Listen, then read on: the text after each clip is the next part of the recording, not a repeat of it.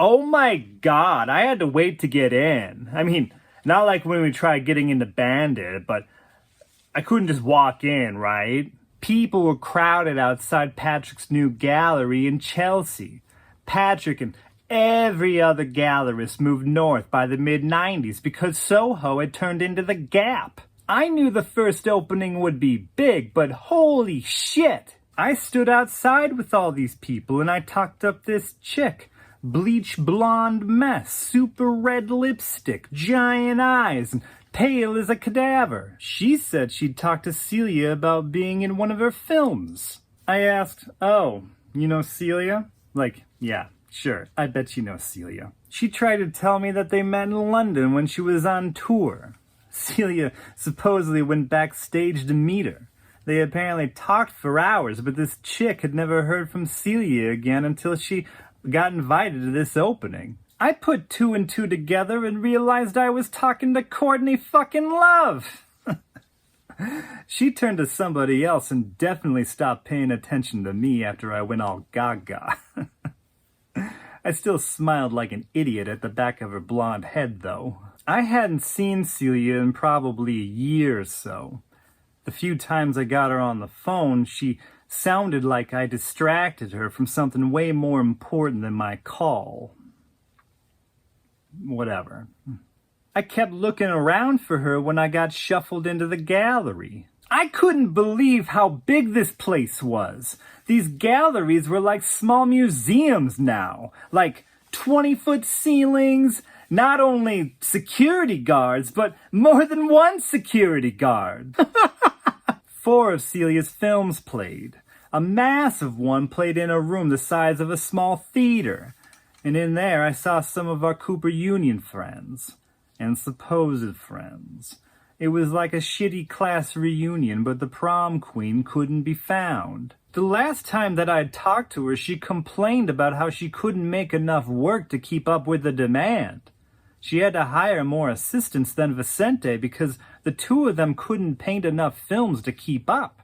But she didn't like other people painting them. She couldn't find anyone to do them the way she wanted them done. I assumed that's why she wasn't doing just films. Again. The biggest space had all these white blocks hanging from super thin wires. No, it didn't seem like something she'd normally do. Unless she felt like she had to or something. And she did this other piece where she went up to the 34th floor of some building in Iowa and threw 144 bricks out the window, one at a time. Now that one totally bowled me over.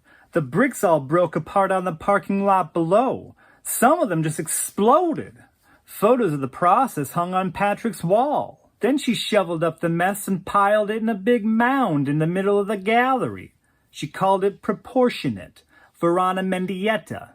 I heard some dipshit yammer into this girl about Anna Mendieta this, Anna Mendieta that. I walked up to this poor girl and said, people who know anything know that it's pronounced Anna. The guy scowled at me like I just yanked his dick off. I floated around the gallery, knowing people, but not really knowing them either. I didn't want to catch up with the Cooper people who weren't really Celia's friends. They just wanted to be part of the scene. I kept looking for her, but she wasn't anywhere. So I grabbed another glass of champagne from a tray and tried to find Courtney. But I didn't see her either. Then I overheard some people talk about Celia like they knew her. This girl said I heard she got the first show because he completely fucked her. And some guys like, typical. But she said no, I mean like financially. She apparently agreed to some ridiculous deal where she only got 25%.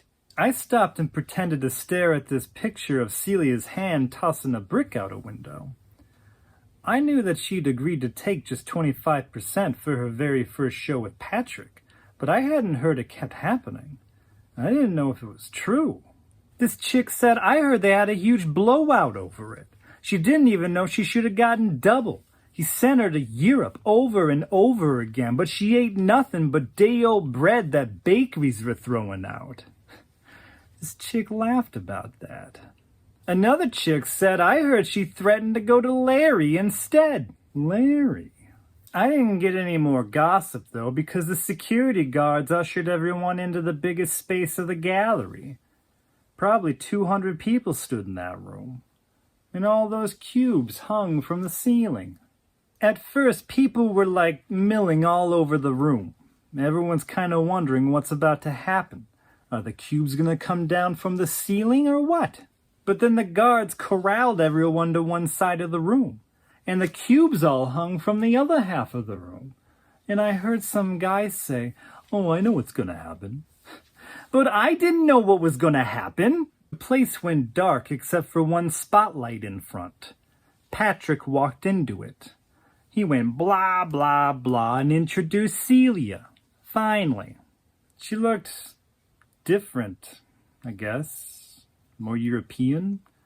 She wore a boxy smock dress with a big cut down the middle diagonally, like a Lucio Fontana canvas.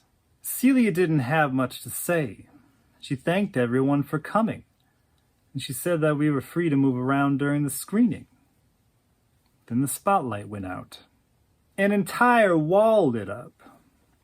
I forgot that the cubes hung in front of us, but they must have been there. What played on screen couldn't have been 16 millimeter. It looked like she filmed it with a nice camcorder. It was the exterior of a building in Alphabet City. Well, not exactly the exterior, because the entire front wall was torn down. It must have been in the middle of demolition. It looked like a dollhouse, an incredibly fucked up, decrepit dollhouse, like Penny Slinger's exorcism house from the 70s. A lot of the rooms had people in them. A family watching TV, a woman who looked way too happy to be cooking in the kitchen, a couple boys playing with the train set while their dad read the newspaper. A lot of benign stuff. So I was surprised that some people gasped or laughed. I couldn't see whatever they saw, so people started moving around the gallery. And then I realized that the cubes were projector boxes. They blocked the main projector from hitting the main screen, and they had their own projector showing something else in the square space that got blocked out. If you stood where I stood, everything was pretty whatever, just a bunch of happy little scenes in the dollhouse. But if you moved around the room and got closer to the wall with the main screen, you'd see that the woman cooking in the kitchen was surrounded by 4 nude men throwing cake at her. The boys playing with the train set were being eaten by their father. And if you moved again, you'd see that some of the closer cubes were blocked by cubes even closer to the screen. So you'd see another version of the image. At one angle, it was raining in the room. At another, it was on fire. Another was snowing. And all this time, people in the gallery bumped into each other because their eyes were glued to the screens. There must have been more than a dozen projectors running. I couldn't believe she'd put this thing together. Every time I bumped into somebody, we wouldn't even get mad at each other. We'd just say, "Can you believe this shit?" But usually we didn't say anything at all. We just kept fumbling around the gallery, smacking into each other. When the screens went black after 10 minutes, it wasn't one of those stupid slow claps that gets loud, like in the movies. It was immediately the loudest applause I'd ever heard for a piece of art. Celia walked back into the gallery, and I thought people might put her on their shoulders and start chanting her name. It didn't die down for more than a minute.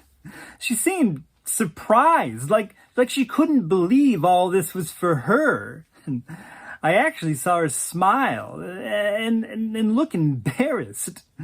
I think I was embarrassed. It was so much. After she talked to a bunch of rich losers for half an hour, she finally saw me in the crowd. And I acted like I hadn't waited all that time to talk to her. She wrapped her arms around me and actually picked me up off the ground.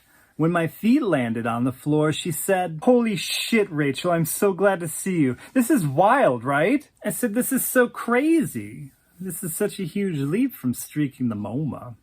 And she asked, "From what?" She still had this giant smile on her face, but I couldn't even tell if she remembered. Then she said, "Oh, that." and kept smiling like an idiot. That was weird, wasn't it?